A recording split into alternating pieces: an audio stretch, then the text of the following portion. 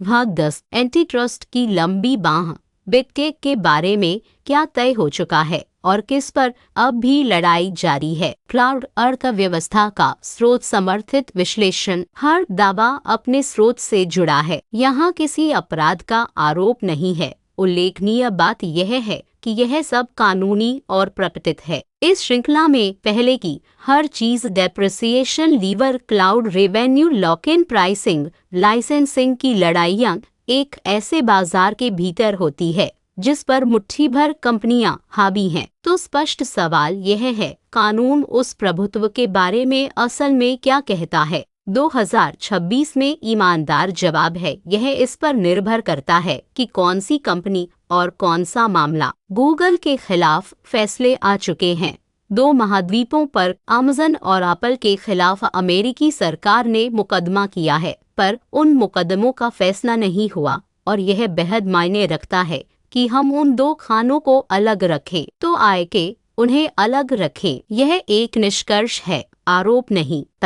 District जज अमित मित्तल ने United states की गूगल में फैसला दिया कि गूगल शमन एक्ट की सेक्शन 2 के तहत सामान्य सर्च और सामान्य सर्च टेक्स्ट विज्ञापन में एक अवैध एकाधिकारवादी है, जहां गूगल सामान्य सर्च का करीब 90% रखता है। अदालत के अपने शब्द, Google is the monopolist and it has acted as one to maintain its monopoly light and के समय तक पॉलिसी पेश। फिर वह हिस्सा आया जिसके नाटकीय होने की सबने उम्मीद की थी और नहीं हुआ। 2 सितंबर 2025 को जज मित्तल ने उपायों का फैसला जारी किया और गूगल को तोड़ने से इनकार कर दिया। उन्होंने गूगल को कम या अद्वैत विभाजित करने का आदेश नहीं दिया। इसके बजाय उन्होंने विशेष वितरण सौदों पर रोक लगाई और गूगल से कुछ सर्च इंडेक्स और उपयोगकर्ता इंटरैक्शन डेटा योग्य प्रतिस्पर्धियों के साथ साझा करने की अपेक्षा की। TechCrunch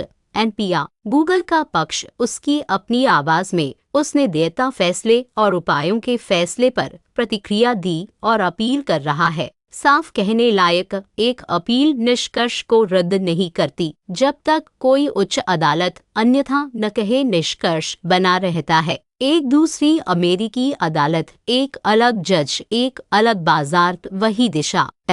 डिस्ट्रिक्ट जज लीनी विंकम ने फैसला दिया कि गूगल ने अवैध रूप से 2 एडटेक बाजारों पर एकाधिकार किया, पब्लिशर, एड सर्वर और ओपन वेब डिस्प्ले के लिए एड एक्सचेंज, और अवैध रूप से अपने डबल क्लिक फॉर पब्लिशर्स उत्पाद को अपने आद एक्सचेंज से बांधा। सिम्पसन पाशर द्रुइस्ट यहाँ सटीकता मायने रखती है क्योंकि किसी जीत को बढ़ा चढ़ाकर बताना आसान है। यह देयता चरण था और अदालत ने सरकार को सब कुछ नहीं दिया।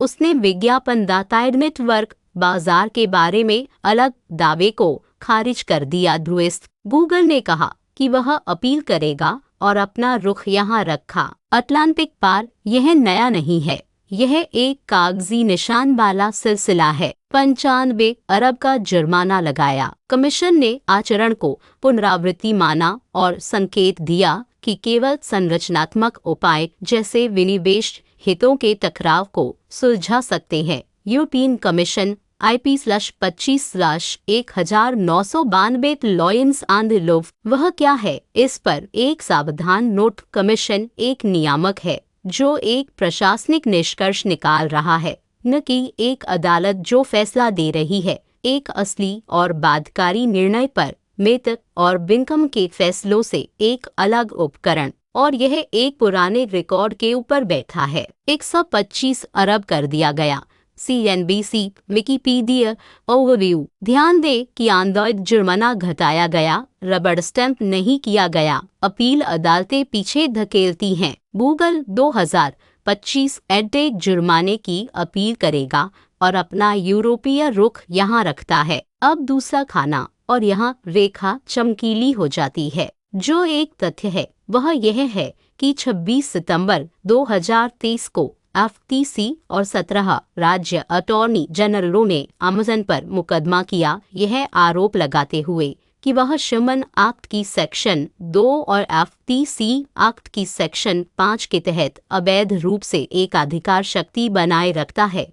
थॉमसन वॉयटस प्रैक्टिकल लॉ, जो एक तथ्य नहीं है वह निष्कर्ष है। किसी अदालत ने अमेज़न को एकाधिकारवादी नहीं पाया है। मुकदमा दायर हुआ, सवाल खुला है। मुकदमा 13 अक्टूबर 2026 के लिए तय है। ब्लूमबर्ग लॉ, अमेज़न गलत काम से इनकार करता है और अपना रुख यहाँ रखता है। एक मध्यवर्ती कदम है जिसे लोग कभी कभी एक जीत समझ लेते हैं। सितंबर 2024 में दंड ने अमेज़न के खारिज करने के प्रस्ताव को आंशिक रूप से अस्वीकार किया। शमन एक्ट और FTC एक्ट एकाधिकार दावों को आगे बढ़ने देते हुए, जबकि कुछ राज्य कानून दावों को खारिज किया। कॉथास न्यूज़, इसे ठीक वैसे ही पढ़िए जैसा यह है। एक पीडिंग चरण का फैसला कि मामला आगे बढ़ने की अनुमति है। यह तय करता है कि FTC को अदालत में अपना दिन मिलेगा, यह नहीं कि अमेज़न एकाधिकारवादी है। ये अलग वाक्य हैं और यही फर्क इस खंड का पूरा मुद्दा है। वही संरचना, वही अनुशासन, तथ्य डिपार्टमेंट ऑफ जस्टिस। यह एक तथ्य नहीं कि एप्पल एकाधिकारवादी है, यही वह आरोप है जिसकी मामला परीक्षा करेगा। 30 जून 2025 को द धूलिन न्यूज़ ने एप्पल के खारिज करने के प्रस्ताव को अस्वीकार किया, यह पाते हुए कि दे ने सफिशिएंटली प्लीड किया था कि एप्पल के पास उन बाजारों में एकाधिकार शक्ति है। मीन्स उस उद्धरण को कसकर थामिए। सफिशिएंटली प्लीड का मतलब है कि आरोप आगे बढ़ने के लिए पर्याप्त रूप से विस्तृत हैं। एक प्लीडिंग मानक न कि गुणदोष पर कोई निष्कर्ष। मामला अनिर्णीत बना हुआ है। एप्पल दावों का विरोध करता है, जिसमें यह भी कि सरकार बाजार को कैसे परिभाषित करती है, और उसका बयान यहाँ है। राई माकल असमानता पर ध्यान दीजिए, क्योंकि असल कहानी वही है। गूगल के खिलाफ क्या का सवाल काफी हद तक सुलझ चुका है।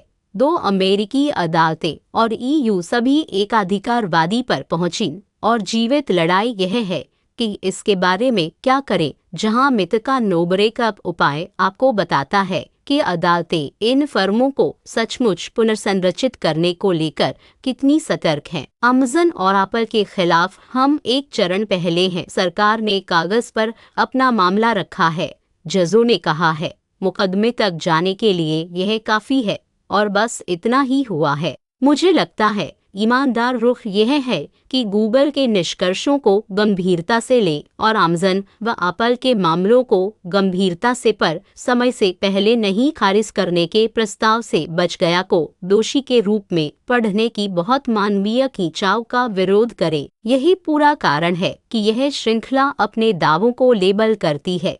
आरोपित और साबित के बीच का फासला ठीक वही जगह है जहां लापरवाह लेखन किसी असत्य चीज में बदल जाता है। बुरे तंत्र बुरे लोग नहीं, और ठीक करने लायक तंत्रों में से एक हमारी अपनी आदत है कि किसी मुकदमे को एक फैसले में समेट दें। आपको मेरी राय माननी नहीं है। फैसले, जुर्माने, शिकायतें और हर कंपनी का जवाब ऊपर जुड़े हैं। खुद निर्णीत को लंबित से छांटे। इस वीडियो का हर आंकड़ा कंपनियों के अपने दस्तावेजों में मौजूद है। आपको हम पर भरोसा करने की जरूरत नहीं। हर स्रोत को एविडेंस एक्सप्लोरर में खुद जांचें। यह दस्तावेजी श्रृंखला का भाग 10 था। बुरे सिस्टम बुरे लोग नहीं।